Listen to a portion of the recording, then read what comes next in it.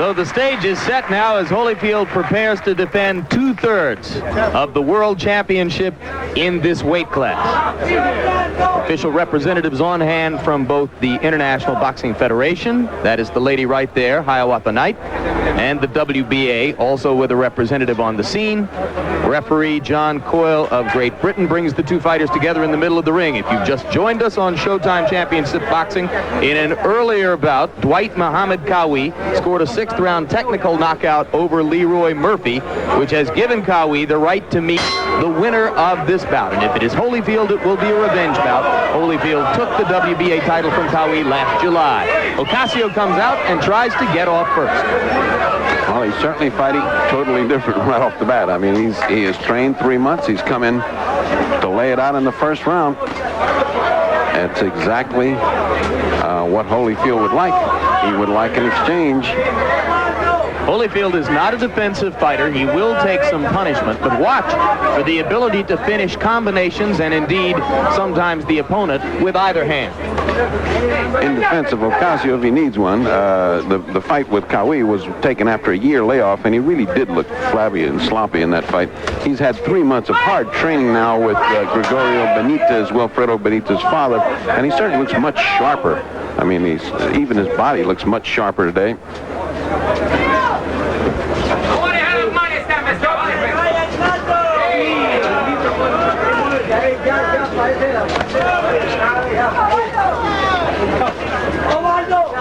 Holyfield not yet able to land the combination. He's tried twice with the jab, setting up the right cross. Benitez keeping up a running commentary, telling him to move, move, move. As soon as Occasio gets still, Benitez starts hollering, move, move, move.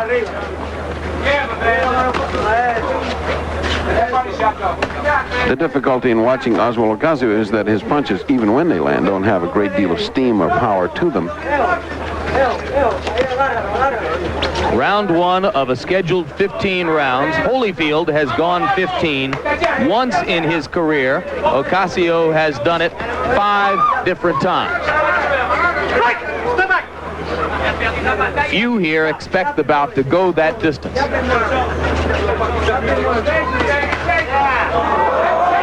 Chopping right hand by Holyfield, and Occasio leaned back on the rope to get a better look. A little bit of the amateur in Holyfield, and I think he's getting already a little frustrated. It's only the first round. But already we have seen a great variety of ways to hold and grab and tie up a fighter. Occasio's a master at doing that.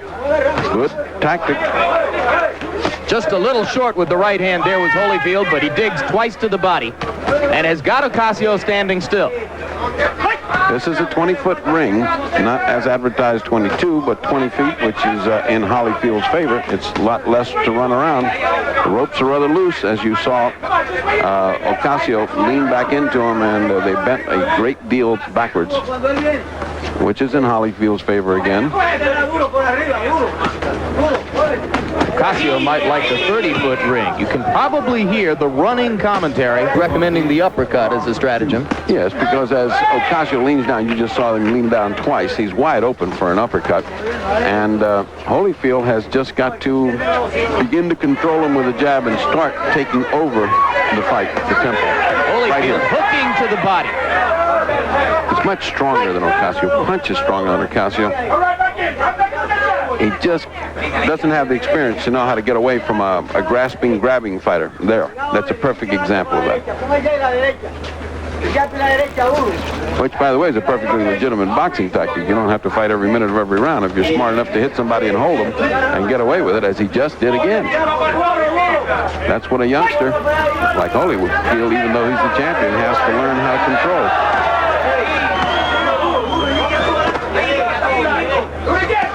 Capacity crowd here in Saint-Tropez. They are not the noisiest crowd you've ever heard. The French tend to treat boxing as much a romantic art as a vicious blood sport. Is it a vicious They cringe blood a little bit during punishment. Is it a vicious blood sport? I never thought so.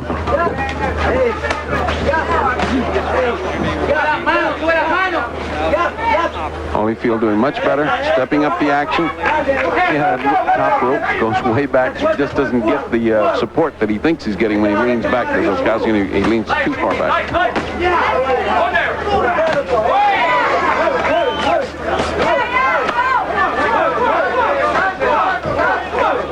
Holyfield beginning to connect inside for Holyfield much faster hand speed and much sharper punches.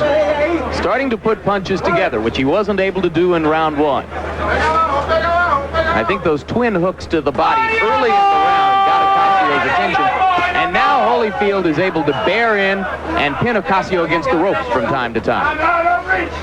He's coming in just as Benton trained him. Double, triple jab, and then the right cross, and then a hook behind the cross.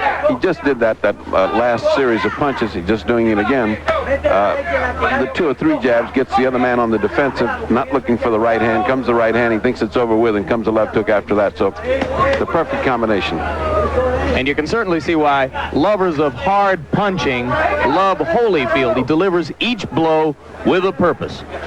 And it's also why the Holyfield-Dwight Cowie fight was such an attractive fight and so hard to judge, and why it's going to be so good coming up.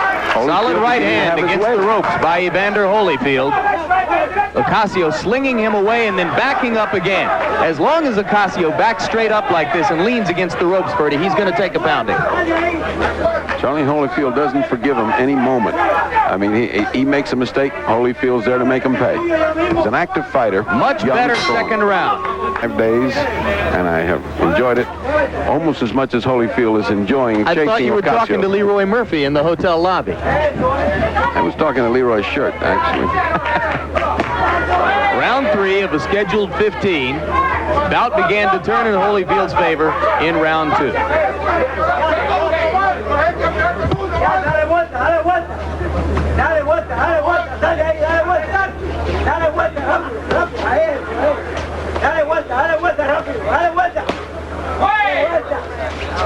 Be interesting to see what Gregorio Benitez has left at the end of the evening in that voice, Ferdy, if he keeps up at this rate. Well, I know him for many years, and I can tell you he can go into Christmas season without losing his voice.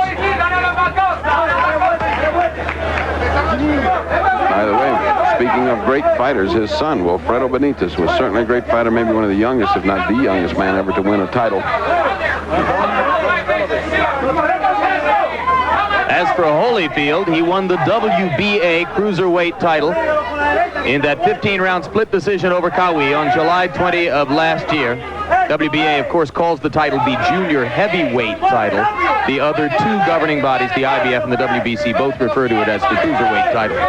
On May 15, with his 3rd round TKO of Ricky Parkey in Las Vegas, Holyfield took over the IBF version of the championship. Up ahead, if he were able to defeat Occasio tonight, a bout with Dwight Muhammad Cowie, a revenge battle for Cowie, and then potentially a bout with Carlos De Leon to attempt to unify the title in this weight class, and it is at that point that most suspect he will move up to the heavyweight division.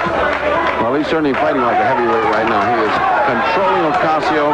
He has had a series of pitch battles here, which Occasio's lost every one, and Holyfield has really been powdering him. It is beginning to look like the wear and tear on Occasio is showing. The one left hook about 15 seconds ago landed flush on the jaw of Occasio, and he grimaced as he moved away.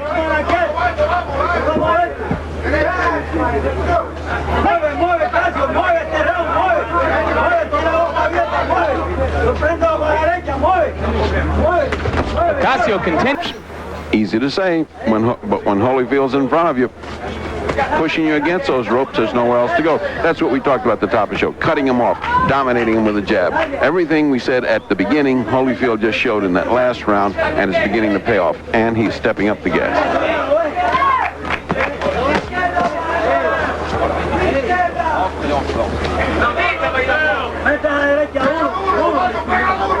Holyfield using the jab now more in round 4. As Occasio slows down, the jab is more effective in controlling him. As it's more effective, the right hand comes in better, and all of it to the detriment of Ossie Occasio. Occasio countered for a moment with a right. Holyfield digs back to the body.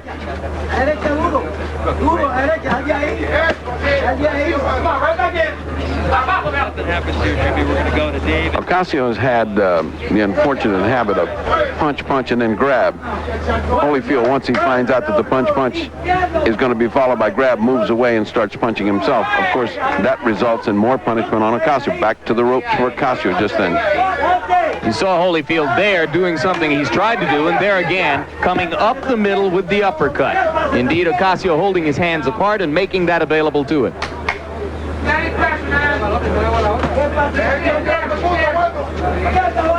You can almost see Holyfield turning on the heat a little bit at a time each round. It just gets a little bit more intensive. The punches a little bit more meaningful.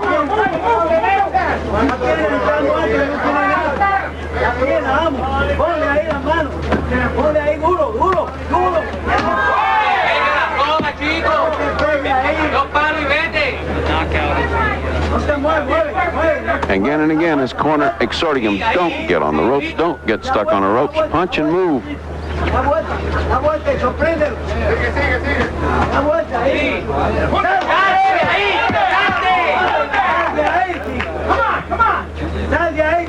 We're in round 4 of a scheduled 15.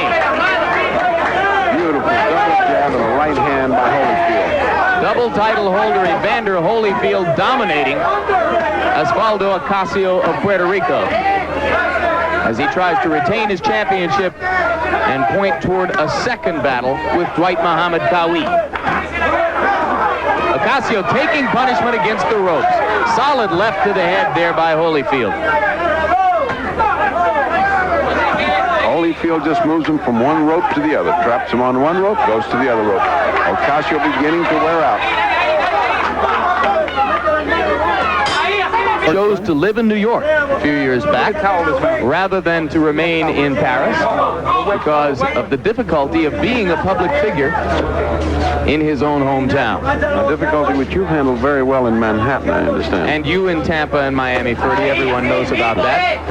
Don't leave out Mobile, Alabama. It was very big there for him. Round 5 of a scheduled 15 now, as Holyfield tries to press the attack once more.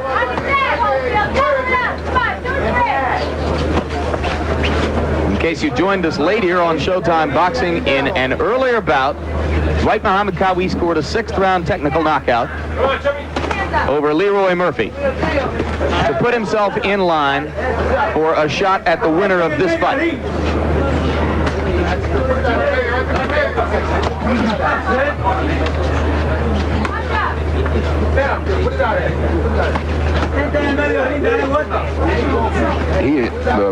Occasio is behind, obviously 39 to 36. He's been losing the second, third, and fourth. But I feel that the quality of the fight is much superior to what we saw with Dwight Qawi. I mean, I just didn't. With Qawi, he just looked like he had nothing. At least here, he's trying hard. He's fighting back. He's getting outclassed by Holyfield. But you sense a desire on his part to fight, whereas I didn't see that at all with Dwight, and that's what sort of infuriated me in a title fight, to have a guy just openly run. He's not doing that here. He's trying to fight. He's just getting outclassed. Well, if he has a desire to fight, Ferdy, you have to assume that he has some outside idea of winning. What strategy could he be employing here? Is he hoping that Holyfield will punch himself out?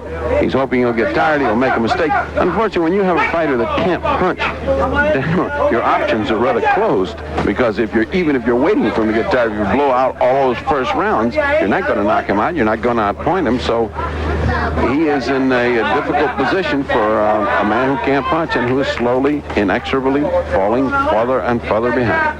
Occasio has a record of 21 wins, 3 losses, and a draw, only 11 knockouts. And when a fighter at this level has knockouts in fewer than half of his bouts, then that is a fair indication that he can't punch, because obviously many of the early opponents in the career are of lesser stature. That's exactly the point. All his knockouts came out early when he was fighting just opposition to get him training fights, and then when he got up into the real divisions, he got hammered by Holmes, and sadly got knocked out by Stokes and won.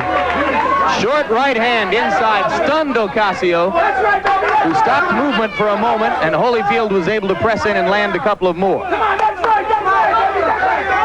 Occasio now flinching and merely trying to defend himself.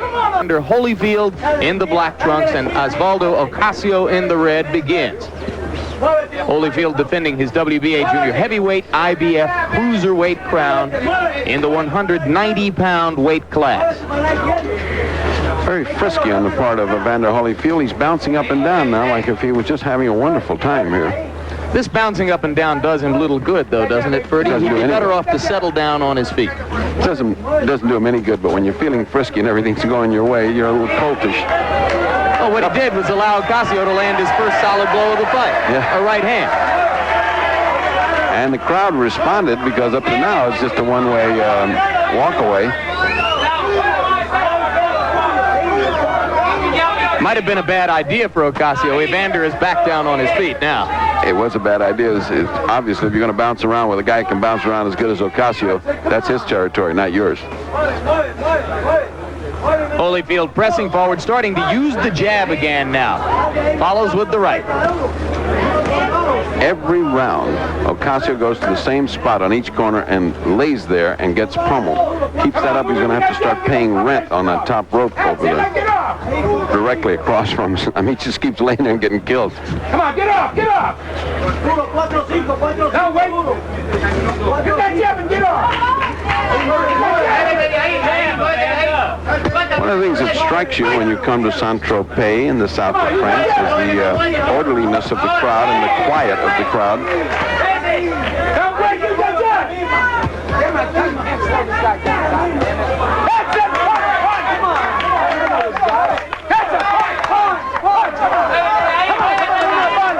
Holyfield measuring him. Occasio tries to grin at him. It's a half-hearted effort. That's better when he punches back. Oh, there's that uppercut. There's the uppercut that Benton wanted. There it is again. Holyfield senses that he has Occasio in trouble. Comes forward with the right hand. Ossie's showing pretty good ability to take a punch. He is, and he's showing more fighting spirit. He's fought better this round in spite of the fact that he's taken a good pacing. He's coming back. Not enough to win a round, but at least it was better than that one-way beating he was taking. I think a fighter should evince some reluctance to take a beating from time to time just to make his opponent feel that he's in a fight.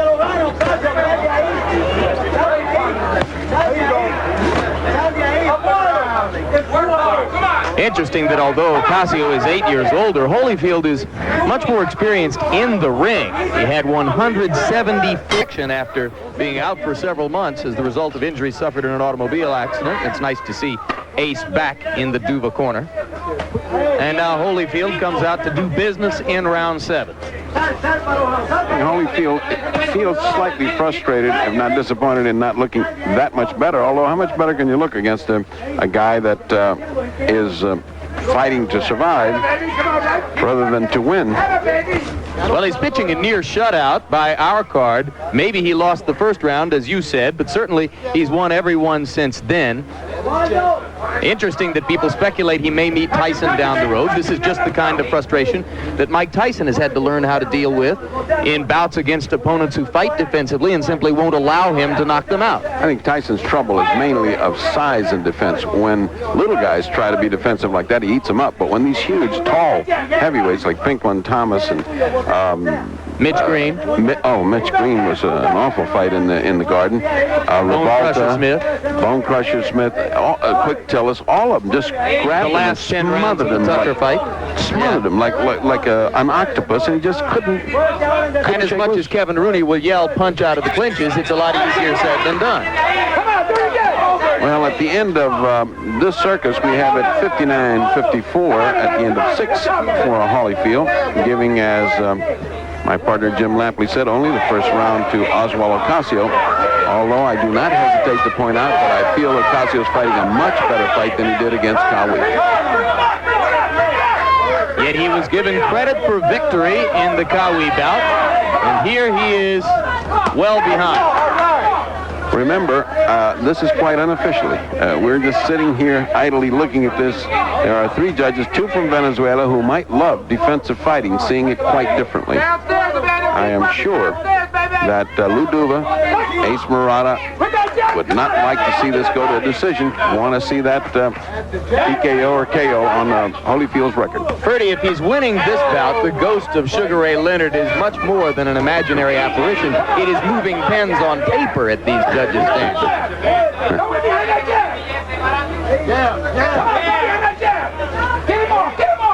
Seventh round of a scheduled 15 in Saint-Tropez on La Côte d'Azur. Pieces of tape, little flick of tape coming off a Holyfield glove, which will result ultimately in having to put some more tape on it, or else stopping the bout for Duva to do that.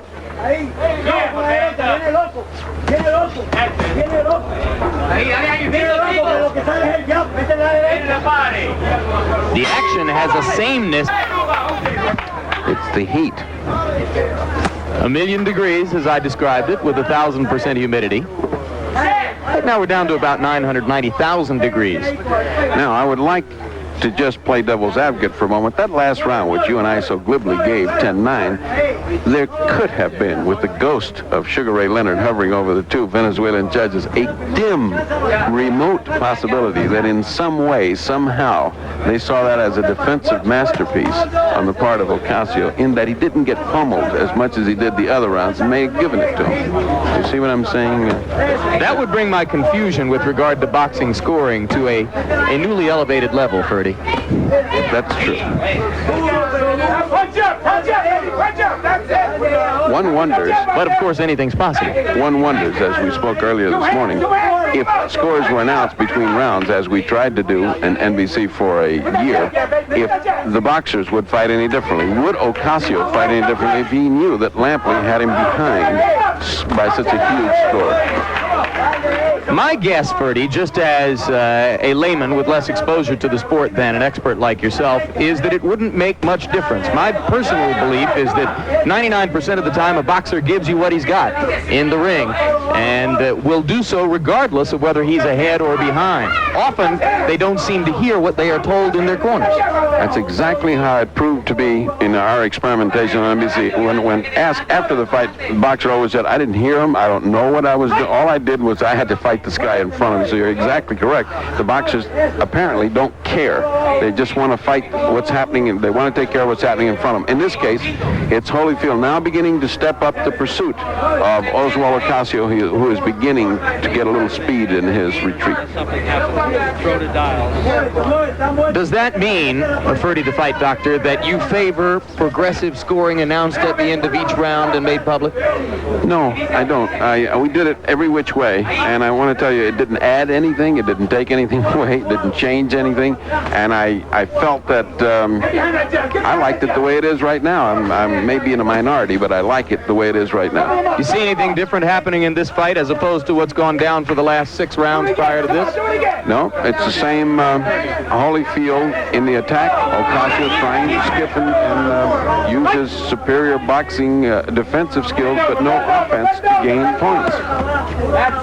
You think any doubts will arise with regard to Holyfield if he's forced to settle for a decision and is unable to get Occasio out of there? No, I don't, because I think he's a young man facing a difficult opponent. After all, Ocasio's only been knocked out twice. Once, both by heavyweights, both by the champion.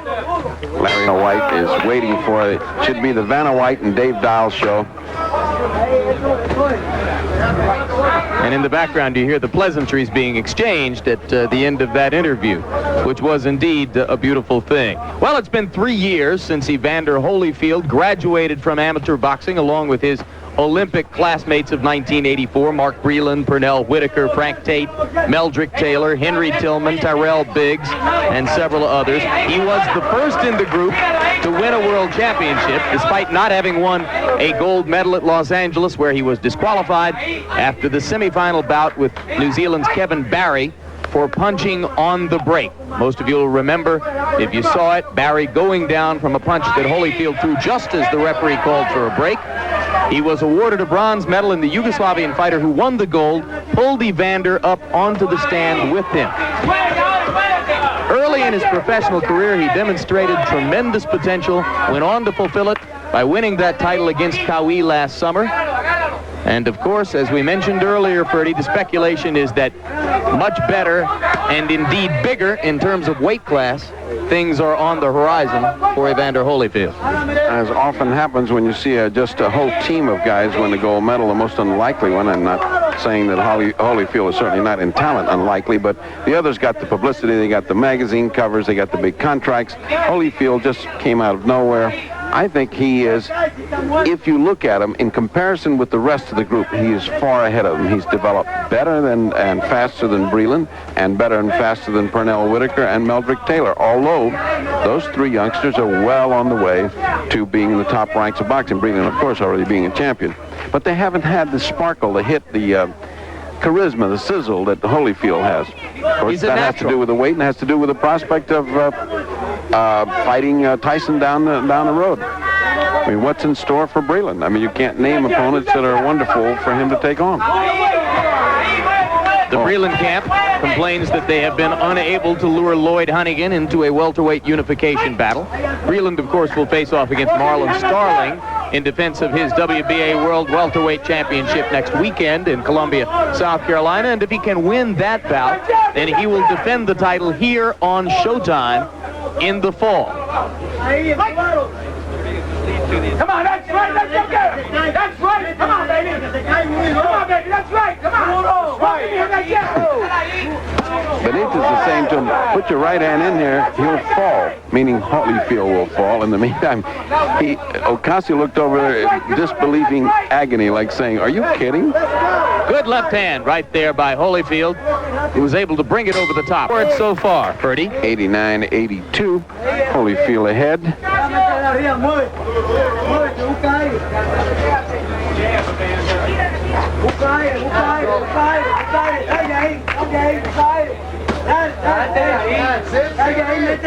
Occasio now looking more like the Occasio of old in that he was running much faster, looking very tentative and almost apprehensive as Holyfield closes in with that heavy punching.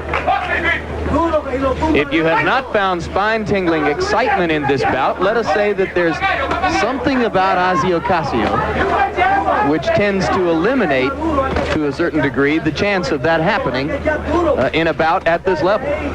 It almost robs you of your senses because along about the middle of the fight, you have an overwhelming urge to close your eyes. But then you feel like you might miss something because young Mr. Holyfield is doing all he can. He's doing 100% to get rid of Occasio and not have to wonder about the ghost of Sugar Ray Leonard. Occasio landed a pawing left.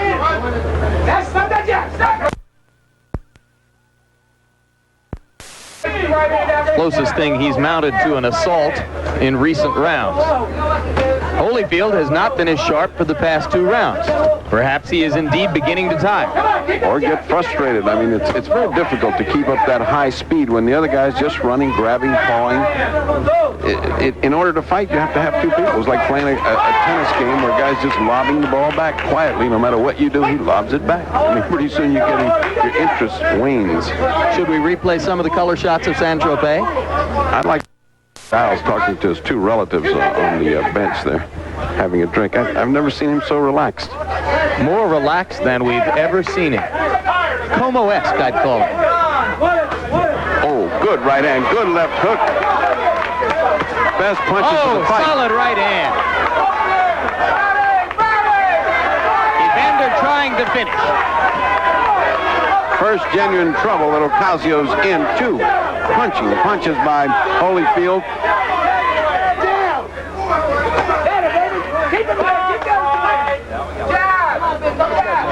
Holyfield digs to the body. Occasio holds. Here comes Evander again. We are in round 10 of a scheduled 15. Occasio flat-footed, has very little left in his legs. He's working on very dead legs.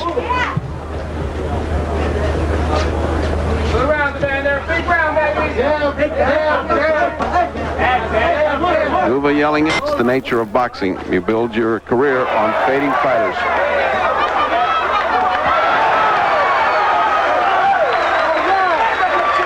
That had become increasingly inevitable. during the last minute of round 10. We are now in the first minute of round 11. Occasio takes the mandatory 8, looks to his corner and to Gregorio Benitez, tries to deliver a right hand, and now prepares to try to weather another storm. He got hit a bruising uppercut as he got in. Of course, Holyfield zeroing in, knowing this could end right now. You get the feeling Occasio certainly doesn't want any more.